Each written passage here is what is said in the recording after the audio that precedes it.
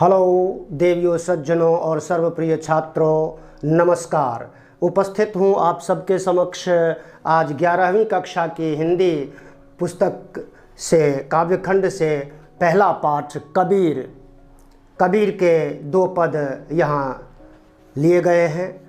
मुख्यतः ये कबीर बीजक से संकलित हैं, लेकिन बाद में पारसनाथ तिवारी जी ने एक संपादन किया इनके ग्रंथ पर, और कबीर वाणी नाम से जो उन्होंने ग्रंथ लिखा उससे ये दोनों पद लिए गए हैं। मुख्यतः कबीर हिंदू और मुसलमानों में और दूसरे विभिन्न धर्मों में जो व्याप्त कुरीतियाँ हैं, जो बुरे नियम कानून हैं, उनके आलोचना करते हैं और राम रहीम की एकता और धार्मिक सद्भावना, आत्मबोध है ना, बाह्य आडंबरों का है ना, ये विरोध करते हैं। आत्मबोध पर और संसार के बोध पर ये विशेष बल देते हैं। आइए, और इनकी रचनाओं के संबंध में विशेष बात ये है कि ये सधुक्कड़ी भाषा का प्रयोग करते हैं। सत्संग से और ज्ञानमार्गी शाखा में कबीर का एक अपना ही विशिष्ट स्थान है और सर्वोच्च स्थान है। इसीलिए कबीर को विशेष दर्जा प्राप्त है। विशेष रूप से वो व्यंग्य के महारथी माने जाते हैं। आइए देखते हैं, जो पहला पद है इनका, उसमें उसका शीर्षक है अरे इन दोहुन राह न पाई। इसके मुख्य बिंदुओं को हम देख लेते हैं, जरा बोर्ड पर नज़र डालिए। हिंदू मुसलमान दोनों की धार्मिक भावनाओं पर या धार्मिक जो धारणाएं हैं उन पर तीखा व्यंग्य किया है इन्होंने। धर्माचरण और बाहरी दिखावे का खंडन किया है इन्होंने, और इनमें यानी हिंदू और मुसलमान में जो बुरे कानून हैं उनकी भी तीखी आलोचना की है। सधुक्कड़ी काव्य सौंदर्य की बात करें, सधुक्कड़ी भाषा का विशेष सौंदर्य यहाँ पर द्रष्टव्य है। सरल और जन भाषा का प्रयोग करते हैं जो सबको बड़ी आसानी से समझ में आ जाती है। आत्मबोध और जगत बोध पर बल देते हैं। साखी, शबद, छंद, ये कह सकते हैं कि ये दोनों प्रकार के छंद हैं। दोनों प्रकार के छंदों में उन्होंने रचना की है।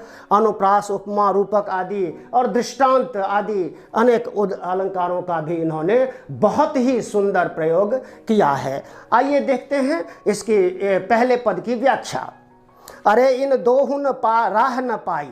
दोनों हिंदू और मुसलमानों ने कोई रास्ता नहीं पाया है। आज तक उन्होंने जो भी रास्ते अपनाए वो रास्ता नहीं है। क्यों? हिंदू अपनी करे बड़ाई, गागर छुवन न दे। हिंदुओं में जो जातिगत भेदभाव है उसमें भी उच्च जाति के लोग अपना मटका नहीं छूने देते, अपने पानी के स्रोतों पर नहीं जाने देते। जो छोटी जाति के लोग हैं तथाकथित, उनसे बड़ा भेदभाव करते हैं। वेश्या के पायन तर सोवे यह देखो हिंदुआई। और वेश्याओं के पैरों में सोते हैं, उनके तलवे चाटते हैं, उनका संसर्ग करते हैं, बुरे आचरण करते हैं। ये हिंदुता है, हिंदुत्व है, ऐसा कबीर ने कहा है। मुसलमान के पीर और ये औलिया मुर्गा खाई। और मुसलमान के जो बड़े बड़े धर्माधिकारी हैं, मुर्गा और मुर्गियां खाते हैं। और क्या कहा है इन्होंने? खाला केरी बेटी ब्याह है, घर ही में करे सगाई। मौसी की बेटी से विवाह हो जाता है, घर में ही शादियां हो जाती हैं। कितनी तीखी आलोचना की है इन्होंने। जो व्याप्त कुरीतियां हैं, इससे बड़ी और कुरीति कुछ हो ही नहीं सकती, ऐसा मानना है कबीर का। बाहर से एक मुर्दा लाए, धोए धोए चढ़वाई।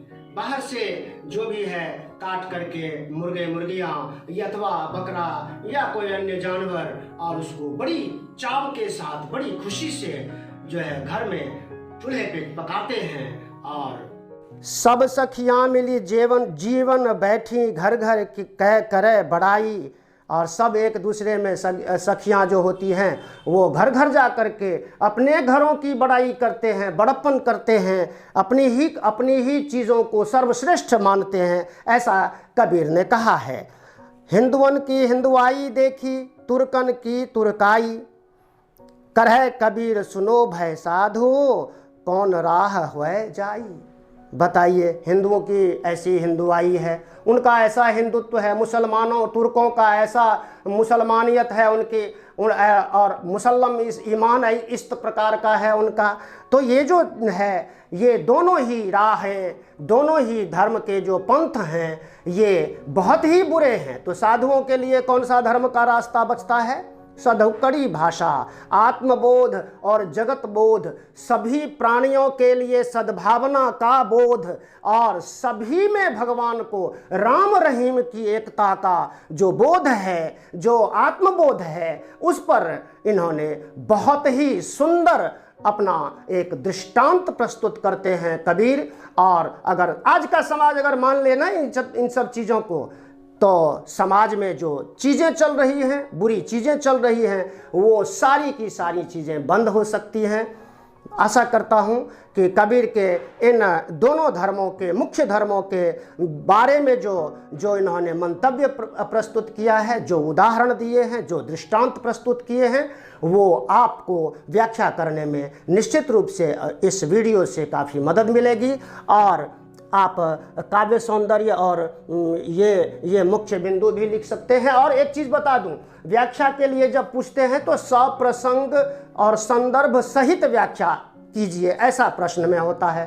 तो संदर्भ का मतलब है कि किस ग्रंथ से ये पद या जो भी कविता है वो ली गई है, और प्रसंग का मतलब है कि किस प्रसंग में, किस कंटेक्स्ट में कवि ने अपने भावों को अपनी कविता में व्यक्त किया है। इसका 2 या 3 लाइनों में बखान कर देना और फिर व्याख्या शुरू कर देना। यानी कि 3 मुख्य चीज़ें, संदर्भ, प्रसंग एक साथ भी कर सकते हैं, अलग अलग भी कर सकते हैं, उसके बाद व्याख्या, और उसके बाद मुख्य बिंदु और विशेष में ये सब चीज़ें जब आप लिखते हैं तो आपकी व्याख्या बहुत ही उत्तम होती है और सर्वोच्च अंक के लिए काबिल होती है। धन्यवाद, नमस्कार। जिन्होंने चैनल को सब्सक्राइब नहीं किया है वो चैनल को सब्सक्राइब करें, बाकी सब लाइक, शेयर, कमेंट सभी करें। धन्यवाद, नमस्कार।